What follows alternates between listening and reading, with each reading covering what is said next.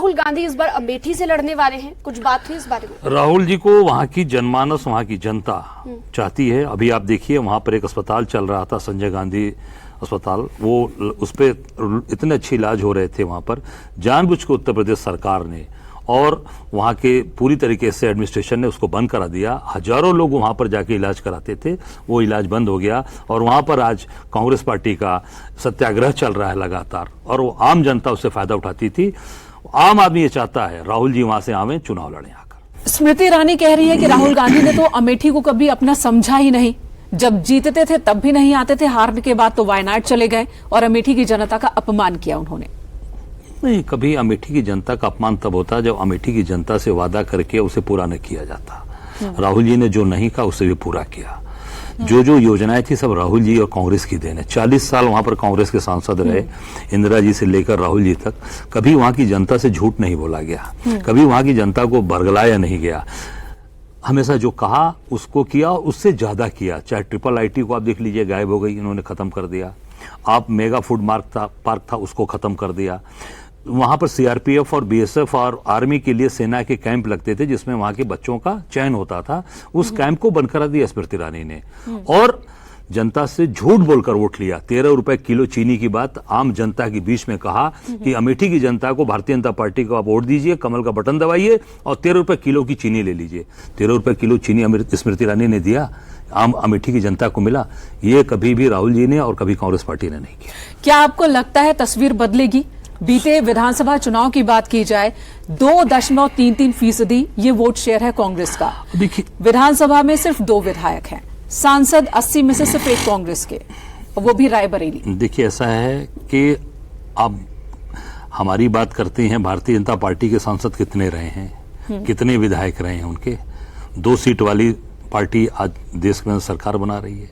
हम निश्चित तौर से उत्तर प्रदेश के अंदर ये 2024 के चुनाव में अप्रत्याशित परिणाम देंगे और ये पूरी तरीके से कांग्रेस पार्टी के लिए 2024 का चुनाव हमारा का पूरा ये पूरे टर्निंग होगा, ये पूरे उत्तर प्रदेश की राजनीति के लिए टर्निंग पॉइंट होगा। ठीक है, क्योंकि इससे पहले स्मृति ईरानी की बात हो रही थी, तो आपने स्मृति ईरानी को लेकर एक विवादित बयान दिया था जिस पर आपको आना पड़ा लोगों के सामने कि स्मृति ईरानी अमेठी आते हैं और लटके झटके देकर चली जाती हैं। ऐसा क्यों? नहीं, वो आपको ऐसा क्यों लगा? आप देखिए, वो विवादित बयान नहीं है। ये हमारे यहाँ एक बनारस में पूर्वांचल की भाषा है।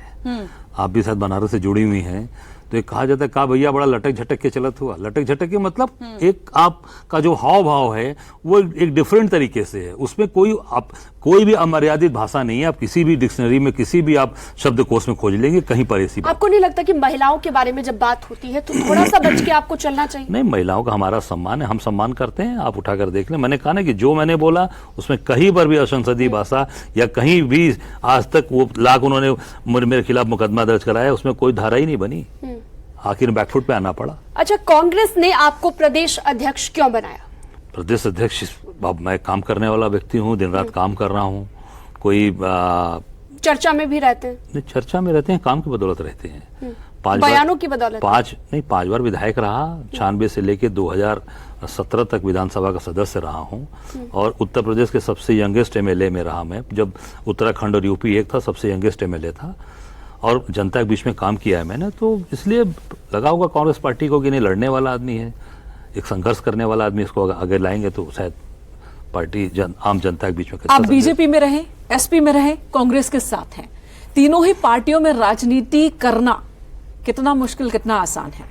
नहीं, देखिए, बीजेपी में मैं था तो बीजेपी में जरूर हम लोगों ने अपनी पूरी जवानी लगा दी। मैं 22 साल की उम्र से भाजपा में काम किया और लगातार काम किया हूँ। लगातार ऐसी सीट से लड़ा जहां भारतीय जनता पार्टी का कभी खाता नहीं खुला था, वहां जनसंघ भी कभी खड़ी नहीं हो पाई थी। रामलहर में बीजेपी 4th पे रहती थी। कोलसला विधानसभा कामरेड उदल की विधानसभा थी कम्युनिस्ट की, वहां बीजेपी रामलहर में 4th पे रहती थी। मैं मेहनत करके उस सीट से इन्होंने मुझे भेजा भाजपा ने, मैंने मेहनत करके 96 में केवल 488 वोट से चुनाव में जीता और फिर लगातार मेरा ग्राफ बढ़ता ही गया, कभी पीछे नहीं रहा। तो इस नाते वहां हम लोगों ने काम किया और भाजपा ने इस्तेमाल किया।